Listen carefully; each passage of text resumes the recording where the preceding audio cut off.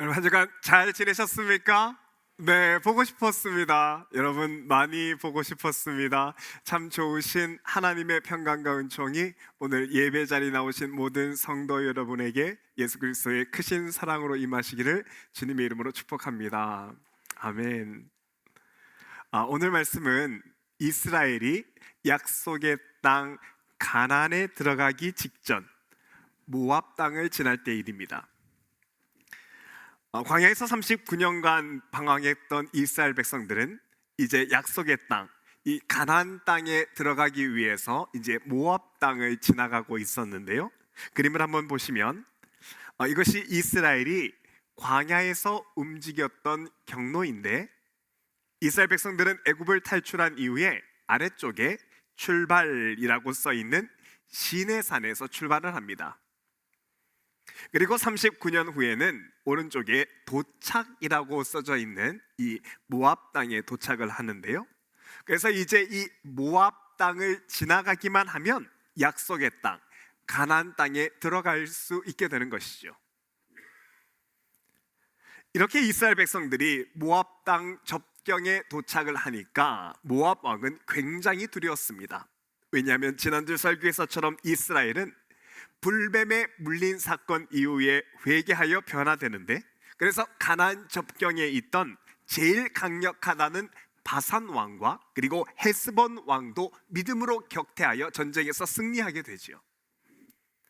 특히나 이 헤스본이라는 나라는 고고학 연구에 따르면 성읍이 60개로 이루어진 큰 성읍 나라였는데, 그런데 이스라엘이 헤스본을 단번에 격파한 것입니다.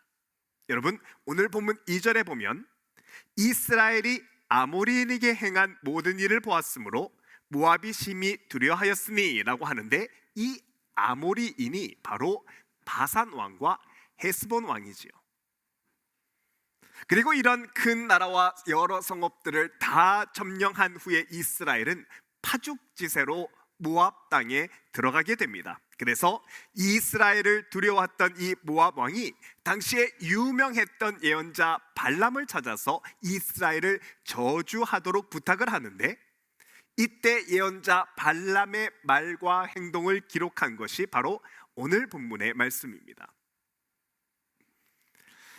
여러분, 오늘 우리가 살펴볼 인물은 모압 왕이 찾았던 이 발람이라는 예언자인데요, 발람은 이방인 예언자입니다. 여러분, 하나님은 이방인도 하나님 뜻대로 인도함을 받게 하기 위해서 이방인들 중에도 하나님의 말씀을 전하는 예언자를 세우셨습니다. 유태인의 탈무드 기록에 따르면 하나님이 세우신 이방인 예언자가 7사람이 있는데, 그 중에 한 사람이 발람이라고 하지요. 여러분, 이 발람 예언자에 대해서는 성경뿐만 아니라 모압의 역사 기록에도 발람의 기록에 있는데, 1967년 데이브 할라라는 곳에서 발견된 돌판을 보면 발람은 예언의 능력이 아주 뛰어나서 그 당시 640km나 떨어진 메소포타미아까지 그의 명성과 이름이 알려졌다고 하고요. 특히나 그는 이방인임에도 불구하고 하나님의 말씀을 듣고 말씀을 받았던 예언자라고 기록을 합니다. 그래서 오늘 본문에도 보면 하나님과 발람이 대화한 장면이 나오는데, 이것 또한 그가 이방인 예언자이기 때문이지요. 그리고 마음이 급했던 모압 왕은 이 예언자 발람에게 자기 신하들을 보냅니다. 이렇게 하는 건 발람 예언자를 데리고 와서 이스라엘 백성들을 저주하도록 하기 위해서 그를 부른 것인데, 상황이 상황인지라 모압 왕은 사신들에게 큰 돈을 보내서 발람을 꼭 데리고 오라고 신신당부를 하고, 또 사신들도 어떻게든 그를 데리고 가기 위해서 그의 마음을 흔들고 움직이려고 그렇게 노력했지요. 하지만 이때 발람 예언자에게 하시는 하나님의 말씀은 아주 분명하고 명확했습니다. 오늘 본문에 보면 이때 하나님이 말씀하셨던 그 말씀이 나오는데, 12절에 보면 하나님이 발람에게 이르시되 너는 그들과 함께 가지도 말고 그 백성을 저주하지도 말라. 그들은 복을 받은 자니라. 하나님은 발람에게 이 이스라엘 백성들은 하나님께 복을 받은 자이기 때문에 절대로 그들을 저주하지 말라고, 절대로 너를 꾀려온 이 모압 사람들을 따라가지도 그들과 함께 하지 말라고 하시는데, 그러면 여러분, 이 말씀을 들은 발람은 이 사신들의 어떤 말에도 안 된다고 단호히 거절해야 합니다. 이 부분에 대해서는 하나님의 말씀이 너무나 분명하다고 말하면서 모압 사신들을 자기 집 앞에서 다 돌려보내야 하는데, 그런데 발람이 어떻게 하는가? 그는 아주 어중간하고 애매한 태도를 취합니다. 그래서 일단 사신들을 자기 집안에 들어오게 한 후에 이들과 대화를 하기 시작하고요, 대화를 하면서는 사신들의 가지고 온 그 복채, 은과 금을 가만히 보더니 어느샌가 이 은금의 욕심이 생겨서 그는 마음이 변하기 시작합니다. 그래서 발람이 사신들과 대화하는 중에 했던 말을 본문 뒤에 18절에서 보면, 큰 일이건 작은 일이건 나는 절대로 나의 하나님의 명령을 어길 수 없소. 왕이 그의 궁궐에 가득 찬 금과 음을 준다고 하여도 나는 갈 수가 없소. 이렇게 말한 다음에 그 다음 19절에서 그러나 하룻밤만 여기서 묵어보시오. 여호와께서 다시 나에게 무슨 말씀을 하실지 알아보리다. 하나님은 아니라고 하셨으나 그러나 일단 집에 들어오십시오. 하나님이 또 다른 말씀을 내게 하실 줄 모르니 기다려보자고 하는데, 이렇게 하다가 결국 그는 이 사신들의 깨와 유혹에 홀랑 넘어가고 맙니다. 여러분, 이 장면이 우리에게 보여주는 것이 무엇이냐면요, 발람이 처음에 죄가 들어오게끔, 유혹이 들어오게끔 그 작은 틈을 허용해 주니까 죄가 발람의 마음 깊숙한 곳으로 발을 쑥 집어넣습니다.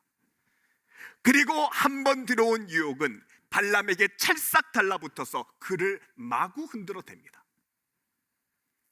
발람은 이때 나는 언제든지 내 마음이 죄를 짓지 않도록 죄를 끊어낼 수 있다, 내가 컨트롤할 수 있다, 이렇게 착각하고 있었겠지만 아니지요. 한번 우리 마음에 발을 들여놓은 이 유혹은 절대로 우리 마음에서 그냥 나가지 않습니다. 그 죄들은, 그 유혹은 진흙발로 온 깨끗한 지방에 방이란 방은 다 들어가서 온 방을 다 헤집어 나온 그 다음에야 끝을 냅니다. 야고보서 1장 말씀이죠.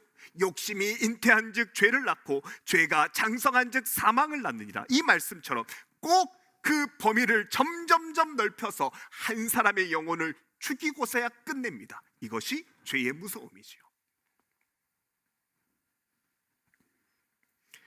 그래서 하나님은 우리가 이 발람과 같은 어리석음을 우리도 범하지 않기 위해서 매일의 일상에서 지켜야 하는 그 경건의 삶을 지키라 라고 말씀하셨는데, 왜냐하면 우리가 흔히 죄에 무너지는 이유가 바로 이 일상의 경건, 매일의 경건이 무너지기 때문입니다. 여러분, 우리가 매일 말씀을 보고 기도하는 이 일상의 신앙생활이 정말 중요한데요, 여러분, 이 일상의 경건이 중요하다는 것은 사사 삼손을 보면 쉽게 이해할 수 있습니다.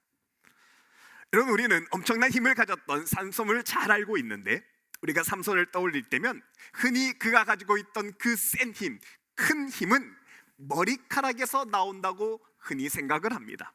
왜냐하면 삼손이 들릴라에게 유혹을 받아서 머리카락을 딱 잘리니까 삼손이 힘을 잃었기 때문이죠.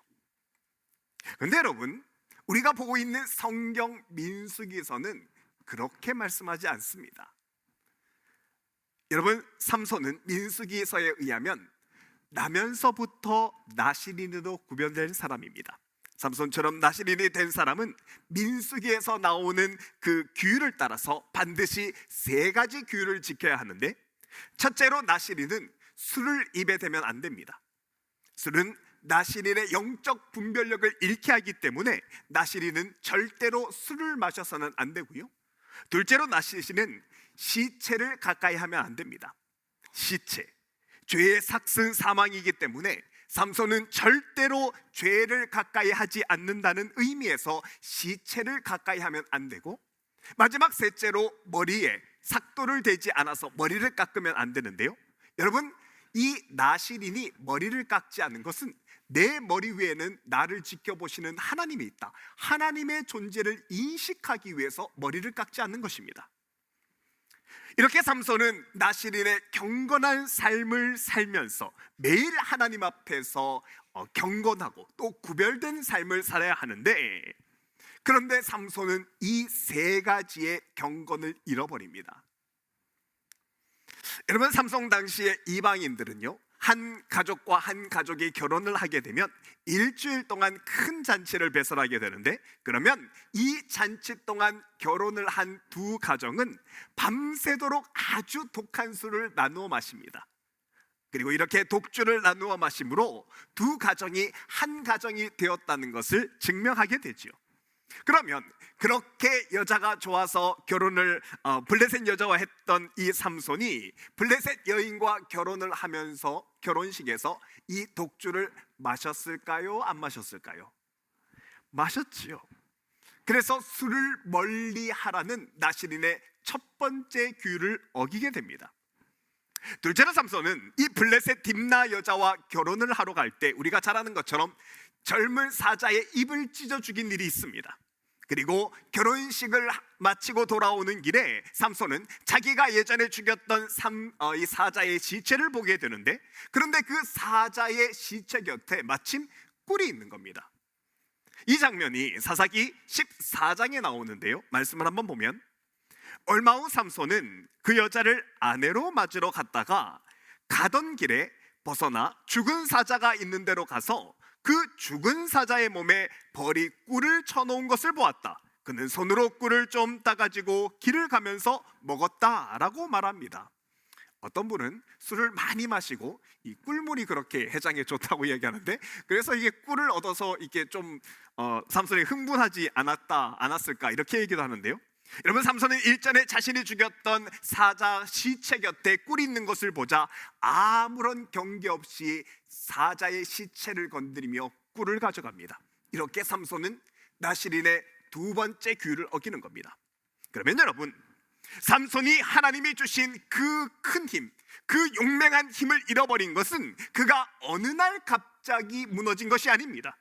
삼손이 힘을 잃은 건 단지 머리카락을 들릴라에게 몇 가닥 잘렸기 때문에 힘이 없어진 것이 아니라, 나시린이 지켜야 하는 세 가지의 경건, 마시지 말아야 하는 술을 마시고 또 시체를 아무렇지 않게 만진 후에 그 마지막 노선, 하나님이 내 삶을 주관하시는 전능자이시다는 그 묘리 표식을 아무렇지 않게 생각하고 머리를 잘리게 되자 삼손이 힘을 잃은 겁니다.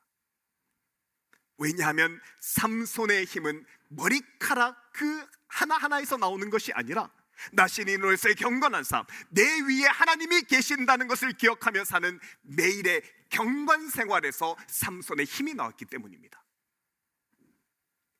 그런데 삼손의 매일의 경건이 무너지니까, 삶에서 하나하나 무너지니까 삼손이 그의 경건 생활을 잃음과 동시에 그의 힘도 잃었던 겁니다. 그리고 이렇게 매일의 경건을 잃고 말씀에 대해서 힘을 잃은 모습은 오늘 본문의 발람도 마찬가지입니다. 여러분, 하나님은 이 예언자 발람의 성격을 너무나도 잘 알고 있었기 때문에 처음부터 죄의 유혹에서 멀어질 것을 당부하셨습니다. 절대로 모압 신하들을 따라가지 말라고, 함께하지 말라라고 말씀하셨는데, 그런데 발람이 신하들에게 들어오라고 틈을 주니까 그 유혹이 틈을 비집고 들어와 그를 죄의 현장으로 멱살을 붙들고 끌어가듯이 계속 끌어당기는 겁니다. 그래서 하나님은 우리에게 죄와는 유혹과는 피를 흘리기까지 싸우라고 하셨습니다. 히브리서 12장 말씀에서처럼 너희가 죄와 싸우되 아직 피 흘리기까지는 대항하지 아니하고 너희에게 권면하신 말씀도 잊었도다.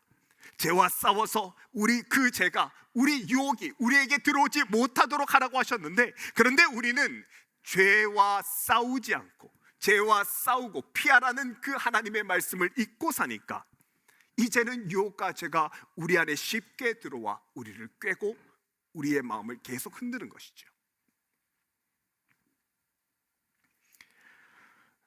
여러분, 오늘 본문에서처럼 사람이 죄에 점점 빠져가는 그 과정은 시편 1편의 말씀이 잘 보여줍니다. 우리가 다윗이 지었던 시편 1편의 말씀을 잘 알고 있는데요, 1절을 보면 복 있는 사람은 악인의 꾀를 따르지 아니하며 죄인의 길에 서지 아니하며 오만한 자들의 자리에 앉지 아니하고 오직 여호와의 율법을 즐거워하여 그 율법을 주야로 묵상하는 자로다. 악인은 그렇지 않으며 오직 바람에 나는 겨와 같다라고 말씀하시는데, 여러분 여기서 잘 보십시오. 여기서 말하는 악인들, 악한 사람이라는 말은 안 믿는 사람이나 하나님을 모르는 사람을 말하는 것이 아닙니다. 이들은 하나님을 믿었는데 그런데 어느새 하나님께로부터 점점 멀어진 사람을 말합니다. 원래는 복 있는 사람인데, 하나님의 사람인데, 그런데 이 사람이 어느샌가 악한 죄를 따르면서 죄인의 길에 서게 됩니다.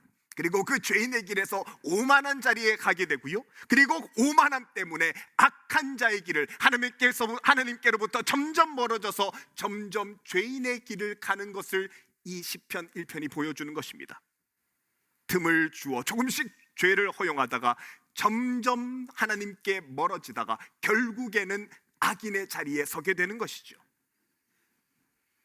여러분, 이 시편 1편 1편을 다시 보면 복 있는 사람은 악인의 꾀를 따르지 아니하며 할라카, 죄의 길에 서지 아니하며 할라카. 여러분, 복 있는 사람은 처음부터 악인의 꾀를 따르지 말라고, 죄인의 길에 서지 말라고 하나님이 할라카라는 단어를 사용하시는데, 이 할라카는 한 번 발을 들이면 절대로 빠져나올 수 없는 구덩이니까 발을 들이지 말라는 겁니다. 그런데 여러분, 이 할라카라는 말을 하나님께서 오늘 본문의 발람에게도 하셨습니다. 12절을 보면 하나님이 발람에게 이르시되 너는 그들과 함께 가지도 말라 할라카. 이 가지도 말라는 말이 시편에 나오는 할라카입니다. 그런데 발람이 왜 유혹에 넘어가는 겁니까? 처음에는 오만한 자들에게 조금 틈을 주고 나니까, 그리고 자신도 모르게 이 악인의 꾀에 빠져서 죄인의 길에 들어서게 되고요, 그리고 결국에는 다시 돌아오지 못할 패망의 길에 그가 들어섰다는 겁니다. 그러다가 유다서에 나오는 발람의 최후의처럼 화 있을진저 이 사람들이여 삭슬 위하여 발람의 어그런치기 길로 몰고 갔으며 멸망을 받았도다. 결국에 그는 멸망의 길에 들어서서 비참한 죽음을 맞이하게 되죠.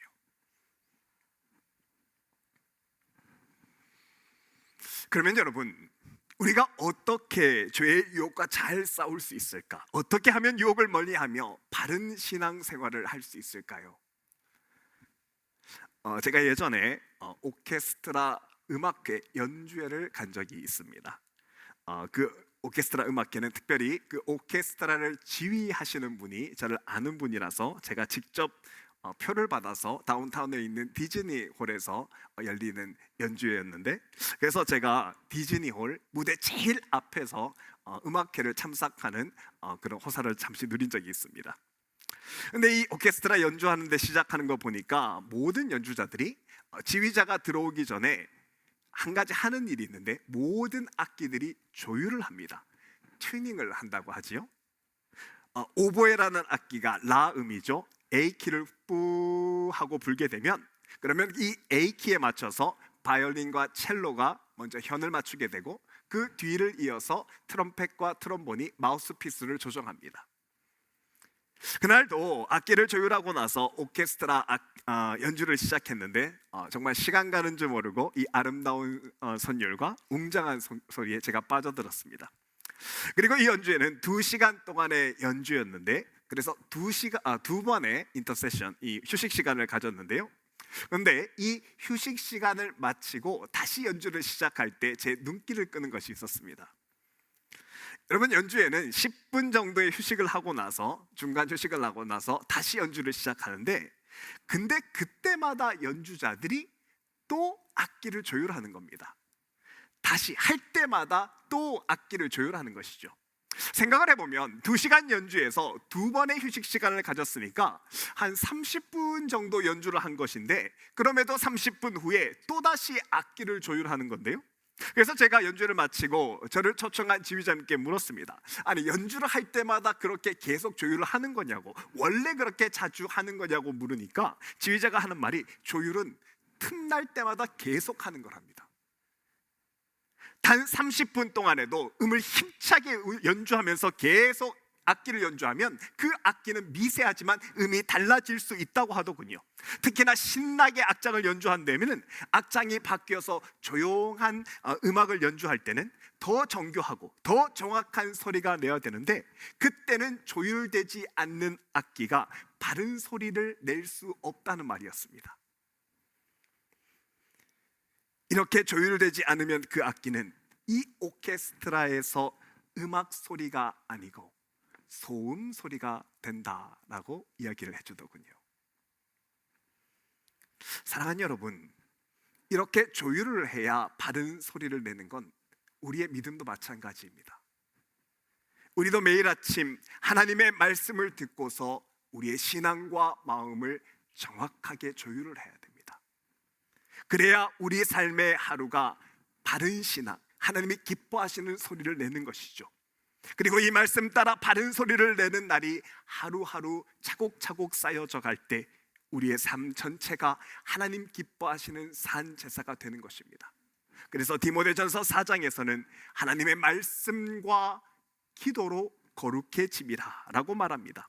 왜냐하면 이 매일 아침에 우리가 하는 말씀과 기도로 우리의 삶이 온전히 조율될 수 있기 때문이지요. 특히나 우리 중에 환우분들이 계시는데요, 환우분들은 더 그렇습니다. 여러분, 우리가 사람이기 때문에 몸에 병이 생기면 병 때문에 걱정이 되어서 잠을 이루지 못합니다. 그래서 아침부터 하루 종일 내 병과 관련된 유튜브를 핸드폰에서 계속 찾아봅니다. 그런데 아는 게 병이라고 하루 종일 유튜브를 통해서 병의 정보를 다 모은다면, 그래서 그 병에 관한 모든 지식을 알고 있다면 마음이 편안해지는 것이 아니라 그 정보 때문에 더 불안하고 더 초조해지는데요. 그렇기 때문에 우리의 기도는 거기서 딱 막혀버립니다. 그래서 여러분, 우리는 아침에 일어나면 제일 먼저 말씀과 기도를 통해 나를 하나님의 말씀으로 가득 채워야 하는 것입니다. 그래서 두려움과 걱정이 그 세상 것이 내 마음에 들여놓지 못하도록, 발을 들여놓지 못하도록 말씀으로 가득 채워야 하는 것이죠. 은혜로 나를 먼저 조율해야 되는 것입니다. 그래야 그날 주신 그 은혜가 근심이 우리를 더 이상 흔들지 못하는 것입니다. 사랑하는 여러분, 오늘 이 발람 선지자 이야기를 통해서 하나님은 우리의 매일의 경건, 아침에 하는 그 말씀과 기도의 그 조율이 얼마나 중요한지를 말씀해 주셨습니다. 바라기는 이번 한 주 하루하루는 말씀과 기도로 하루를 꼭 시작할 수 있기를 바랍니다. 기도의 은혜로 하루를 충만하게 채우는 한 주가 되기를 바랍니다. 우리의 믿음과 말씀의 기도로 잘 조율되어서 하나님이 기뻐하시는 아름다운 소리를 내는 저와 여러분의